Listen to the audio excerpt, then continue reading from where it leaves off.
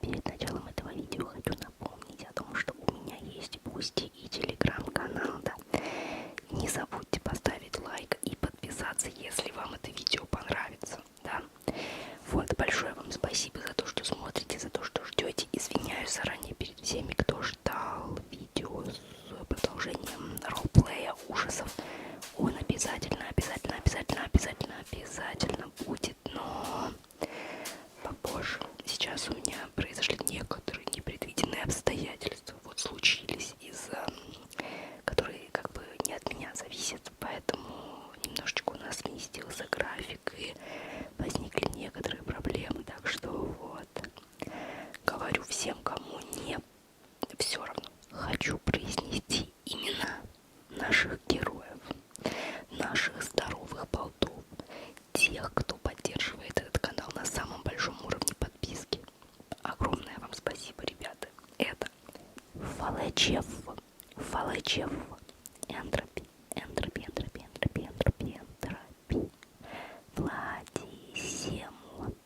Владисимо, Пхел и анонимный донатер. Большое вам спасибо, большое спасибо за поддержку этого маленького канала. Партия вами гордится, да, и всеми остальными, кто поддерживает меня на Бусти, тоже очень сильно. Большое вам спасибо, ребята. Давайте мы приступим. Что у нас сегодня? У нас сегодня я заболела, поэтому у меня такой, может быть, немножечко странный голос, не знаю, буду говорить в нос, но посмотрим, короче. Вы там сами решайте, нравится вам, не нравится, выключайте, нравится, продолжайте слушать. Так, итак, мне пришла наконец-то Дженга. Поэтому я хотела вместе с вами ее распаковать. Ну, что-то, в принципе, распаковывать. Коробка как коробочка. Вот она лежит. Тут лежит, по ней можно постучать. В этой коробочке можно вот так вот постучать. Также буду вот так вот тереться, буду ветрозащиту. Так вот шептать близко. И стучать по этим вот деревяшечкам. На самом деле мне не хотелось, чтобы звук по деревяшкам был более глухим. Этот достаточно звонкий, больше даже похож местами на толстое стекло, из-за чего мне не очень нравится, да. Вот когда выбирала Дженгу, я не знала, как вообще определить, какое там дерево и какое как звучит. Я этого не знала, так что пришлось выбрать наугад. Просто старалась не брать самую дешевую, но и по итогу все равно эти достаточно звонкие, вот. Но по ним можно вот так вот стучать и шкрябать их.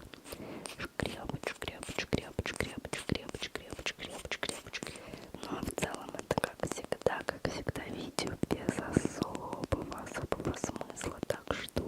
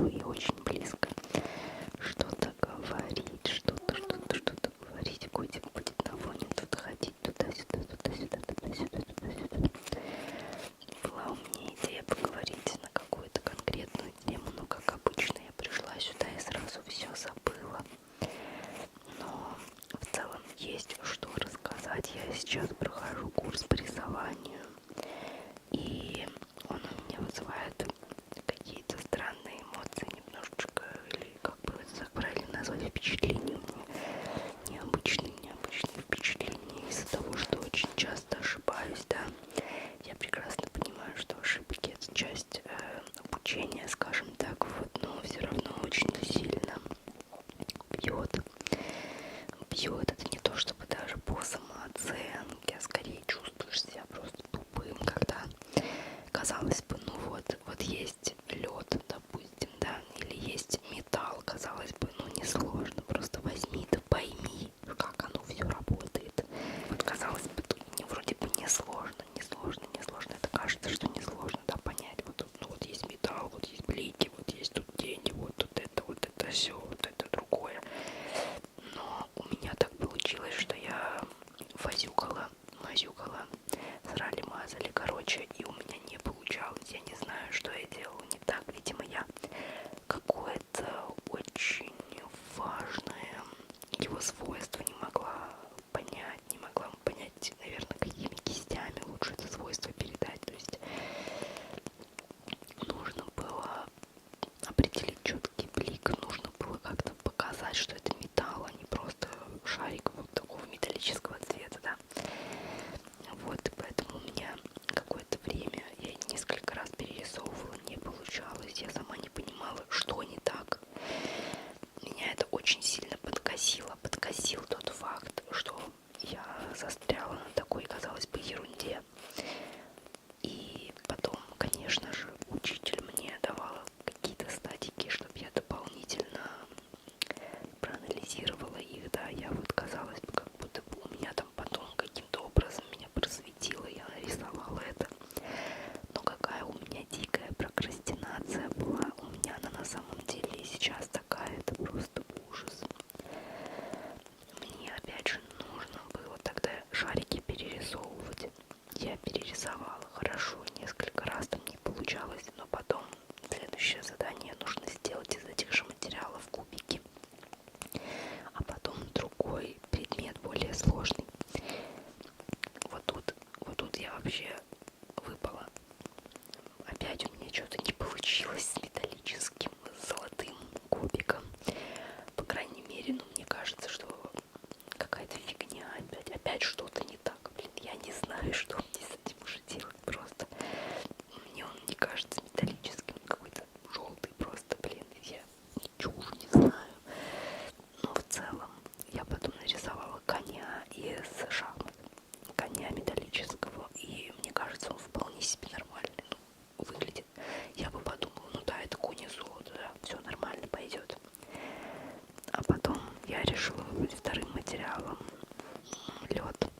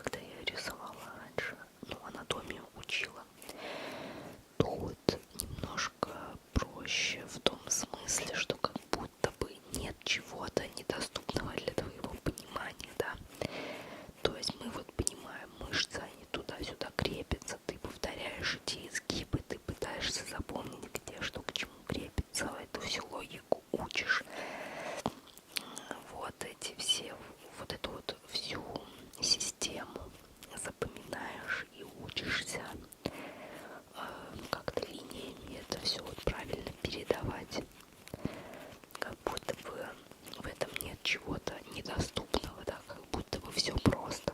Просто нужно очень много это рисовать и очень много этого учить.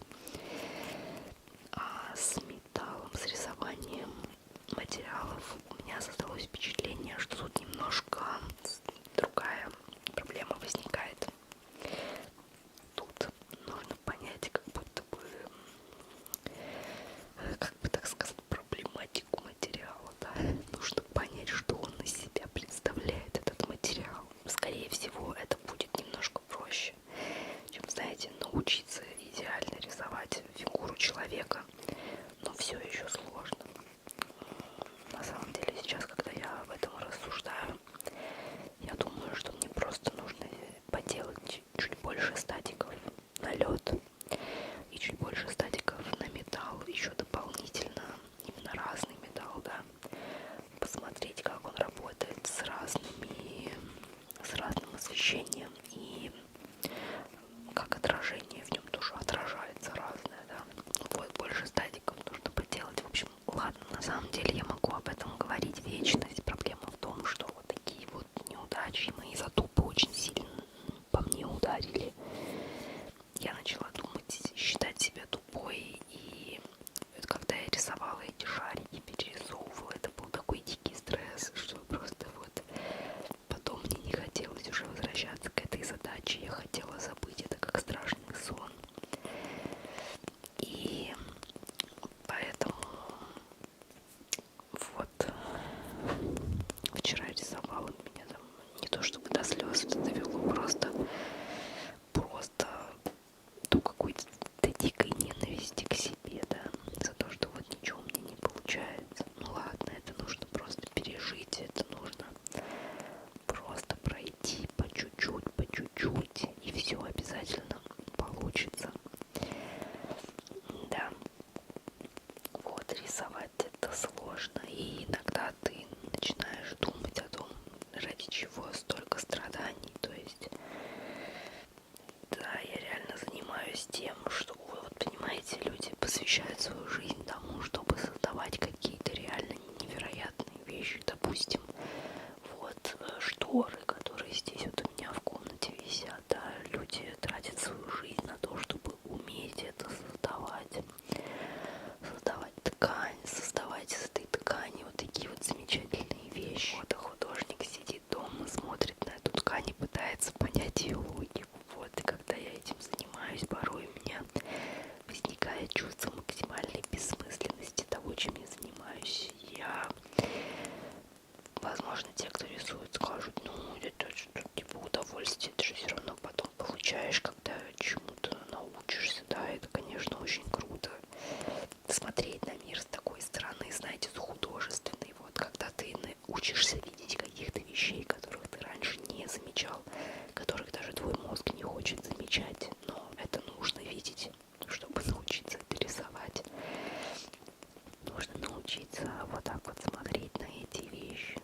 И с одной стороны, это действительно удивительно то, как ты начинаешь замечать формы, как они работают, как ты по-новому смотришь вообще на человеческое тело, на мышцы, на все вообще смотришь как-то по-новому. Это удивительно, но с другой стороны, все равно я вот уже почти год сижу, не выходя из дома, рисую. И, естественно, это немножко давит морально, потому что я как будто бы вся в рисовании, и у меня ничего не осталось больше, кроме этого. Поэтому, естественно, я стараюсь читать, чтобы отвлекаться немножко от этого и чем-то еще дополнительным заниматься, но я понимаю,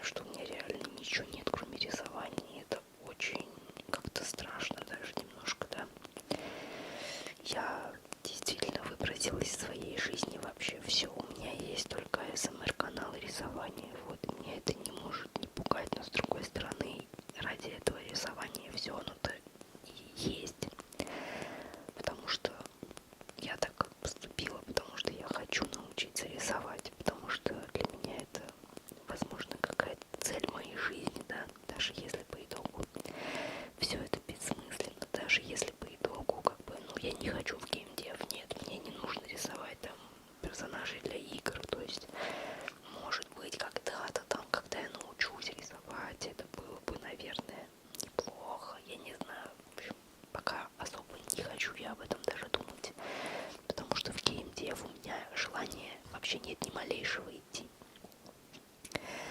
Я хочу научиться рисовать. Вот такая у меня цель, да, дебильная. Понимаю, звучит глупо, но это моя цель. И, конечно же, я понимаю, что она слегка бессмысленна. Бессмысленно в том плане, что, казалось бы, ну вот у тебя же нет конкретной цели, да. Но, по сути-то, она есть. Я хочу научиться рисовать.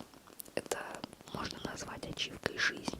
Я не знаю. Я каждый день об этом думаю. О том, что действительно ли я хочу всю свою жизнь положить на рисование, а в 40 лет проснуться и понять, что у меня действительно в жизни ничего нет, кроме рисования.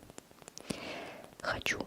Только если при этом в 40 лет у меня будет уже какой-никакой скилл, да. Вот чего я хочу, чтобы мужики, которых я рисую, заставляли всех вокруг смущаться. Да, даже мужчин. Вот.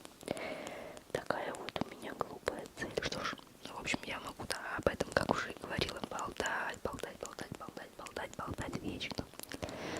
К этому еще добавлю, что сейчас начала читать эту новеллу. Вообще начала ее читать достаточно давно. Сколько уже времени прошло, наверное, больше 2 недель. В последнее время ложусь и сразу засыпаю, как-то устаю. И поэтому перед сном только буквально 1 или даже 2 главы послушаю. Поэтому сейчас медленно идет, но уже на 180 главе из 240. Это новелла «Земля онлайн» я искала. Может быть, вы, если слушаете мои видео, помните, что я читала другие новеллы в жанре бесконечного потока, бесконечного потока. И искала вот хорошую новеллу, которая мне понравится в этом жанре. Я вообще больше хотела, наверное, не то что бесконечный поток, а именно жанр ужасов в новелле. Вот такой вот хотела. Ну и концепция бесконечного потока мне тоже понравилась, со всякими там играми на выживание в разных мирах и тому подобное. Вот. Так что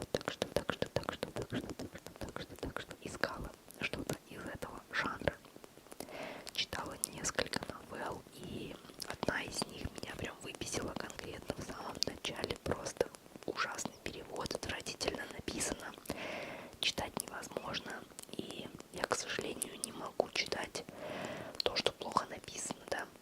Не могу я оценить, насколько там глубокий и замечательный сюжет, когда мне не нравится, как это подается, отвратительно. Так что да, не способна я пробиться сквозь эту вот толщу. Не буду говорить грубых слов, так что ладно. И начала читать «Землю онлайн» по тем причинам, что просто увидела, что ее вроде как собираются издавать в России на русском языке. Я даже не уверена, по-моему, может быть в Казахстане, но, в общем, русское издательство там было. И прикол в том, что была такая карточка сводки по этой новелле, что это одна из самых популярных на каком-то портале в каком-то году новелл в этом жанре. И да, это ПЛ. Хорошо, вот. И думаю, ну, раз ее издавать собираются, значит, у нее, наверное, есть какая-то фан-база достаточно большая, раз уж ее взяли в перевод и все такое. И думаю, ладно, почитаю. И к чему я пришла? Это не самая лучшая новелла на самом деле вообще в принципе, потому что все, над чем там автор поработал, это игры. Да, это действительно интересные игры в самом начале. Дальше очень много бесполезных происшествий. Я даже не знаю, как это так описать, чтобы сильно не обосрать новеллу. Но сейчас, вот знаете, к 100-й главе я думала, ну что-то автор тут начинает уже какую-то, я не знаю, что-то трусить ненормально. Давайте вернемся вот как было в первых главах, потому что в первых главах все начиналось так интересно, живенько. Я надеялась, я хотела дать шанс этой новелле, но потом оказалось, что персонажи не развиваются вообще. И я думала, там будет такое медленное развитие, потому что постоянно только игры происходили, и было много какого-то, знаете, не то чтобы прям очень бесполезного вначале все казалось, как будто бы так и надо. Ну, потому что это самое начало. Поначалу ты еще как-то нормально к этому относишься, потому что ты не знаешь, к чему идет все. Ты надеешься, что дальше будет только лучше. Но по итогу, в общем-то, автор не то чтобы исписался, я не знаю, был ли у нее изначально план, но где-то к середине даже игры начали проседать. Некоторые важные моменты, которые, казалось бы, должны быть показаны в новелле, вот происходили таким образом, типа, ну вот там что-то жесть вообще произошла, не, ну ты прикинь, там такой капец был, просто не поверишь. И вот так вот, в такой вот манере, да. Но при этом было много неважного текста. То есть то, что было совсем не обязательно рассказывать. Нам рассказывали